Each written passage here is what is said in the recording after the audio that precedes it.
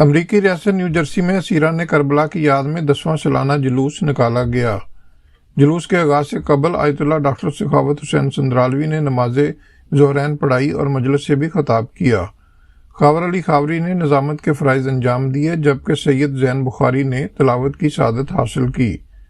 خاتون جنت عزاداری کونسل کے امتیاز حسین سمیت ساتھیوں کے زیر اہتمام جرسی سٹی میں نکالے جانے والے جلوس میں پاکستانی سمیت دیگر مسلم امریکن کمیونٹیز کے عزاداران نے بھی بڑی تعداد میں شرکت کی۔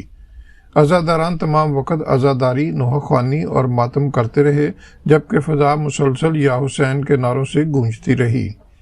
ڈاکٹر سخاوت حسین سندرالوی نے مجلس بیاد اسیران کربلا اور جلوس سے خطاب کرتے ہوئے کہا کہ 1400 سال سے لے کر آج تک اور آج سے لے کر قیامت تک لبیک یا حسین کی صدائیں کائنات میں بلند ہوتی رہیں گی۔ عزاداری حسین علیہ السلام کو یزید نہ روک سکا۔ سب سے بڑی شکست یزید کی یہ تھی کہ اپنے محل میں بی بی زینب کے لوگوں کو نہ روک سکا، سید سجاد کی مجلس کو نہ روک سکا۔ ڈاکٹر سندرالوی کا مزید کہنا تھا کہ پاکستان میں فرقہ واریت کی آگ کی بھٹیاں سلگانے والوں کو ہمیں اتحاد بین المسلمین کو فروغ دے کر ناکام بنانا ہوگا۔ شیعان علی، اصحاب رسول، ازواج رسول کا احترام لازمی اور واجب سمجھ کے کرتے ہیں۔ مقدسات اہل سنت کے خلاف کوئی شیعہ انڈیویجول عالم مقرر نہیں بولتا۔ اگر کوئی اکا دکا بولتا ہے تو وہ اپنے کہے کا خود ذمہ دار ہے۔ ہمارے سنی بھائی بہنوں کو بھی چاہیے کہ وہ اس سازش کو سمجھیں کہ ان کو خواہ مخواہ لڑانے کی کوشش کی جا رہی ہے۔